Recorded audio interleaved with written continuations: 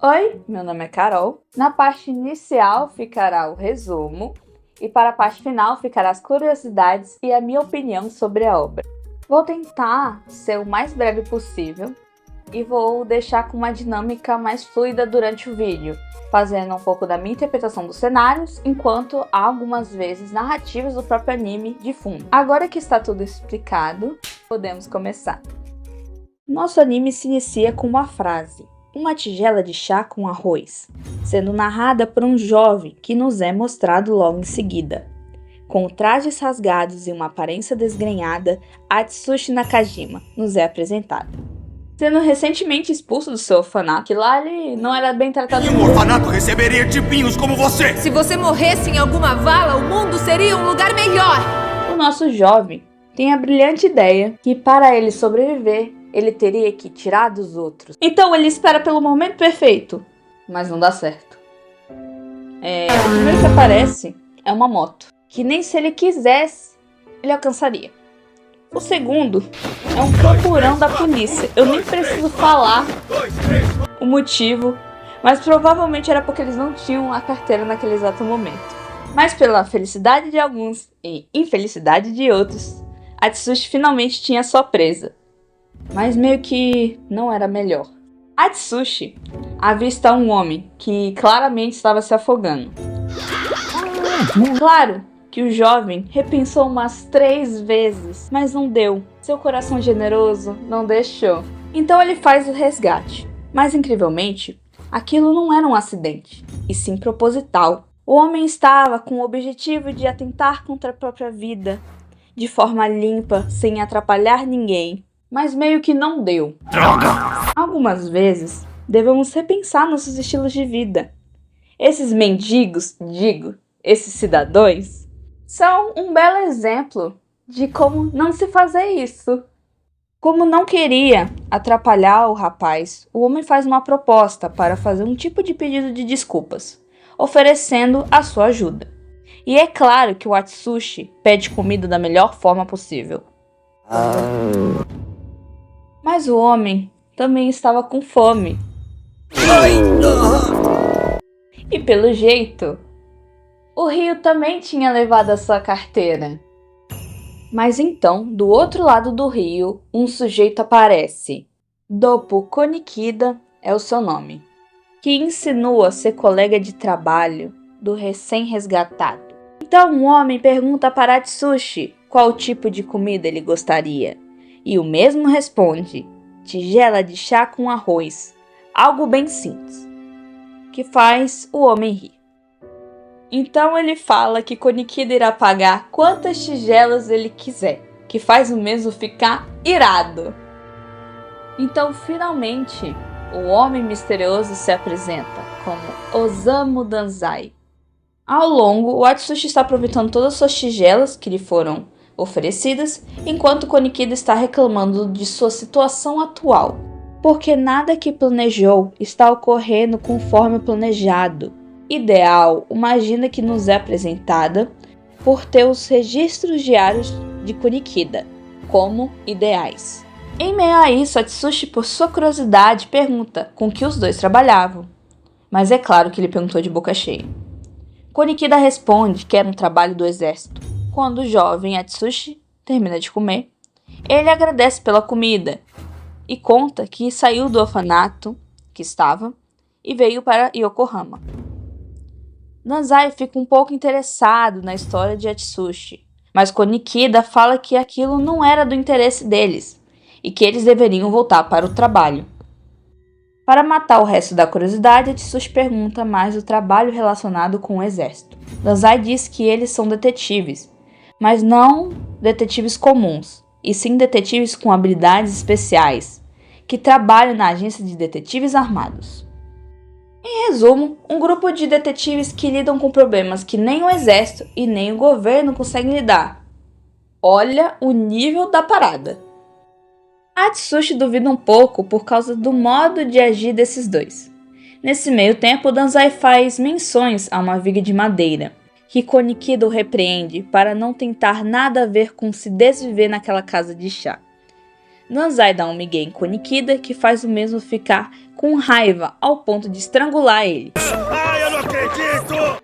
Atsushi volta para o assunto do trabalho dos dois, que o objetivo era encontrar um devorador de homens, que é um tigre, mas ainda não comeu ninguém, ainda, por enquanto. Na hora, o Atsushi se gela de medo, pois ele conhecia o tigre, mas ele tenta fugir para não contar. Moleque! Vai pagar pela comida com o braço ou nos dizendo a verdade? Danzai faz perguntas para entender melhor a situação de Atsushi com relação ao tigre. Atsushi explica que o tigre foi a razão por ele ter sido expulso do orfanato. O tigre devorou todo tipo de hortaliça e galinhas que lá tinha. Atsushi foi expulso do orfanato por causa da falta de comida, mas mesmo assim o tigre continuou indo atrás dele. Aproveitando tudo isso, Danzai quer que o Atsushi ajude eles, já que ele é o alvo do comedor de gente. Atsushi, que não vai ser feito de trouxa de novo, recusa, mas quando Danzai fala da recompensa, o Atsushi, sendo o japonês que ele é, aceita. Com o desenrolar, Danzai e Atsushi vão para um armazém para esperar a vinda do tigre. Os dois trocam ideias, Danzai lendo um livro onde tem pouca iluminação e Atsushi claramente nervoso. Atsushi relembra como era maltratado no orfanato, como se ele sumisse seria bem melhor. Então, um barulho no armazém pode se ouvir.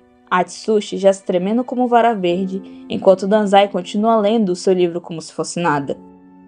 Danzai acalma a agitação de Atsushi, perguntando se falta de condição financeira de um orfanato seria capaz de expulsar apenas uma criança. Cortar tudo pela metade e fazer a transferência das crianças iria fazer muito mais sentido. Então, ele olha para Atsushi, dizendo que há 2 semanas que ele veio para Yokohama, o tigre também apareceu. Quando Atsushi se vira por um momento, olhando para a lua, ele se transforma. Segundo Danzai, provavelmente o orfanato sabia, mas não contaram para ele. Então, o confronto se inicia. Transformado em tigre, a força de Atsushi é tamanha que consegue quebrar qualquer coisa pela frente. Mas, encurralado, Danzai diz: até que não seria nada mal acabar morto e devorado por uma fera.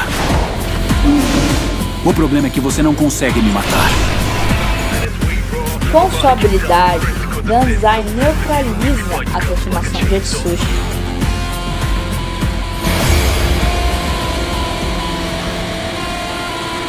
Mas como não pode faltar, Homens não fazem o meu tipo. Sai! então Atsushi, inconsciente, cai no chão com sua forma normal. Finalmente, Konikida volta a dar as caras junto com alguns membros da agência. Akiko Yosano, Rampo Edogawa e Kenji Miyazawa. Danzai fala que tem a ideia de trazer Atsushi para a agência. Claro que o resto da equipe acha que é uma ideia imbecil, mas tudo bem. Atsushi acorda sem se lembrar de muita coisa, então é revelado que ele ainda tinha uma parte do seu braço transformada em tigre. Ele dá uma leve surtada, mas nada para se preocupar.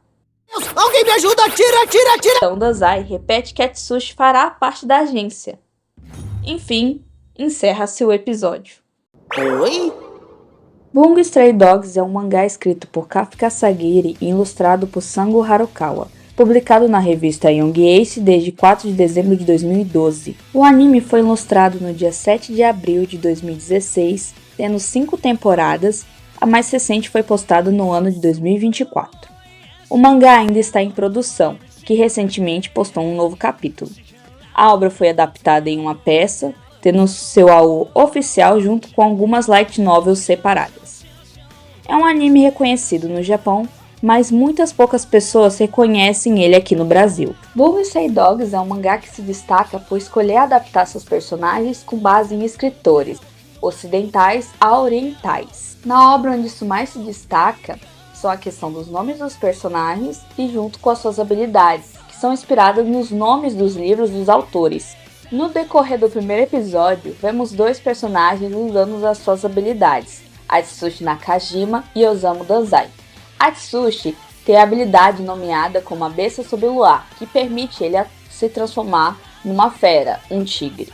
Já Osamu Dazai usa o Não Mais Humano, que é uma habilidade que ele consegue anular qualquer outra habilidade usada contra ele. Ao longo dos episódios, vamos ter mais personagens e algumas das suas demonstrações de habilidades.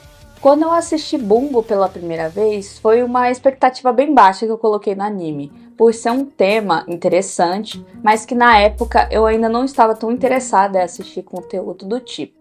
Mas em um resumo em simples palavras, foi uma das melhores obras que eu assisti nos últimos anos, tendo um belo combo de efeitos sonoros junto com o visual belo do anime.